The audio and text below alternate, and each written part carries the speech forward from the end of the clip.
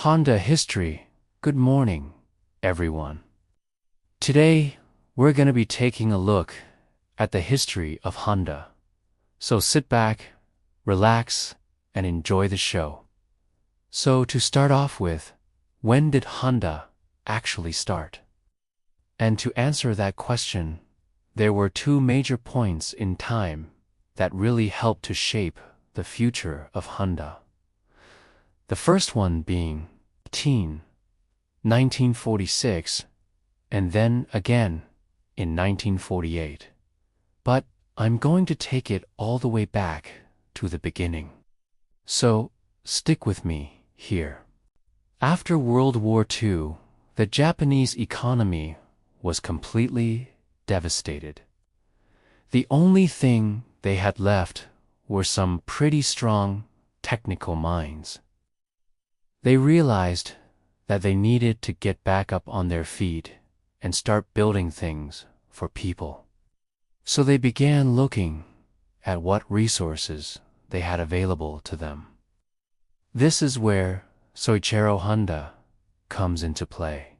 He started his career working for Toyota, but he ended up moving over to an American occupation company called Ben and became an engineer. It was during this time period that he really got to learn about the automotive industry. He took everything that he learned, filed it away, and waited for his opportunity to shine. In 1946, he noticed that there were three main problems facing the Japanese people. The first one being transportation. There weren't enough vehicles on the road to get people from point A to point B. The second issue was farming. They didn't have enough equipment to harvest crops, and food was becoming more and more scarce. And three was industry. They just didn't have enough motorized equipment to begin building new things. He first tried his hand at producing engines for bicycles. He felt that if he could make the bicycle better, that would help to solve the transportation problem. But the reality was that he couldn't really get them to work very well.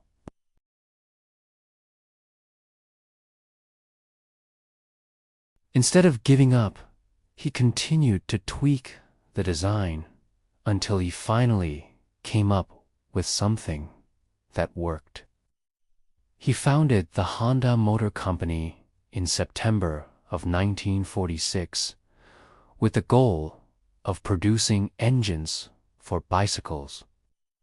Unfortunately, there was another huge setback in 1948 when the company almost burned to the ground. This made Honda reevaluate his business plan. He decided that instead of trying to create engines for bicycles, he should try something else. He had been watching the motorcycle industry grow over the past few years and figured that maybe he could try making an engine for motorcycles. His team got to work right away, but they faced another huge obstacle.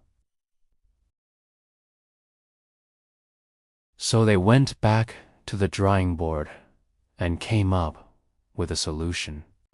They used generators and other scrap metal parts that they found laying around to create the first ever Honda engine. Once they had that up and running, they set about creating the first ever Honda motorcycle. It took them about 120 days to finish the prototype, but once they were done, they knew they had something special. In 1949, Honda released the Dream Cycle, which was the first ever Honda motorcycle to bear the Honda name. In fact, the name was taken from a popular radio program at the time. The original model was powered by a 9.5 horsepower single-cylinder four-stroke engine. And even though it wasn't very powerful, it was incredibly reliable. That's something that people had never seen before in a Japanese motorcycle. Most of the other companies were making bikes that were high-powered, but they lacked the reliability that Honda was offering. This gave Honda a bit of a leg up on the competition. By 1951, Honda had sold more than 100,000 units of the Dream Cycle, and they were ready to expand. The problem was that Japan wasn't exactly in a great position to support another large corporation. The economy was still struggling to get back on its feet after the war, and people were afraid to invest their money.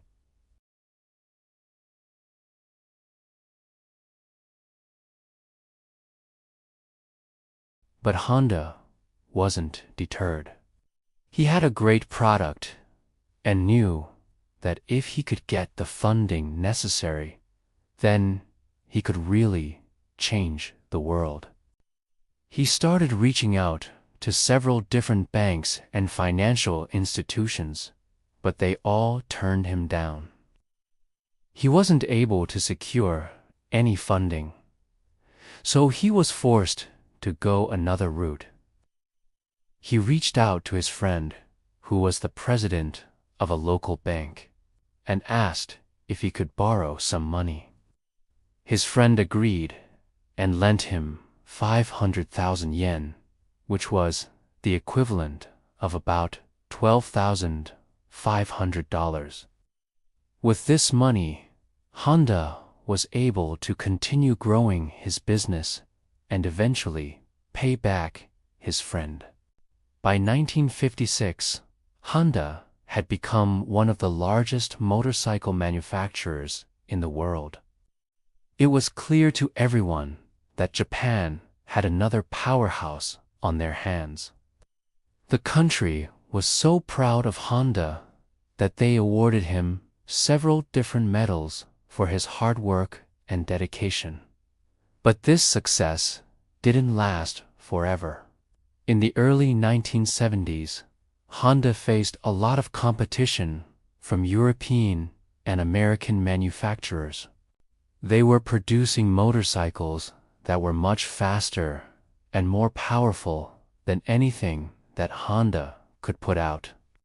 On top of that, the oil crisis hit and people stopped buying motorcycles because they were too expensive to operate. Honda was in trouble. They had built their business on the premise that they could produce fast and reliable motorcycles. But now they had neither of those things.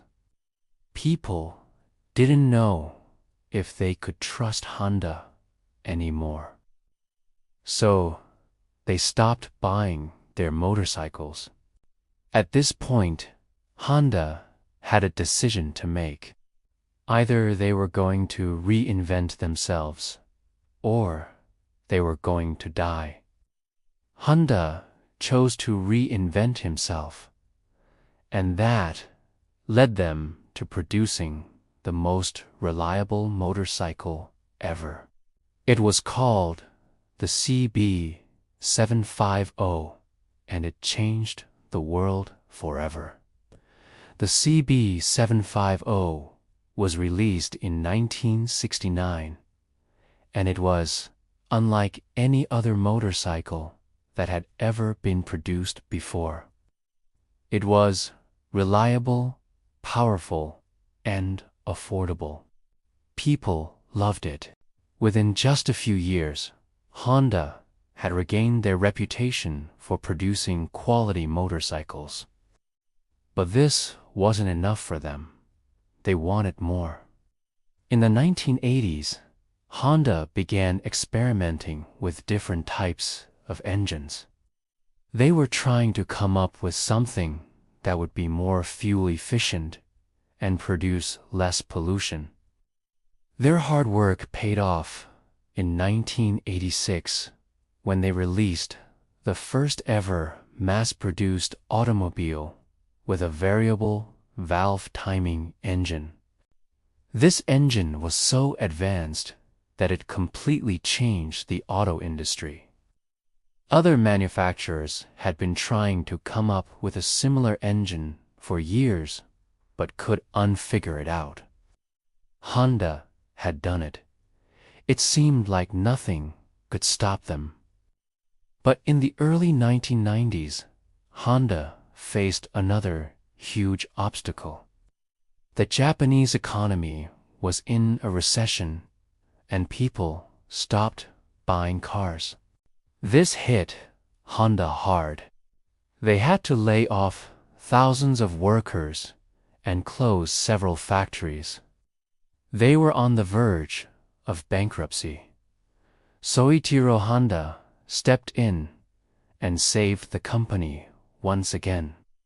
He cut costs wherever he could and focused on producing smaller, more fuel-efficient cars.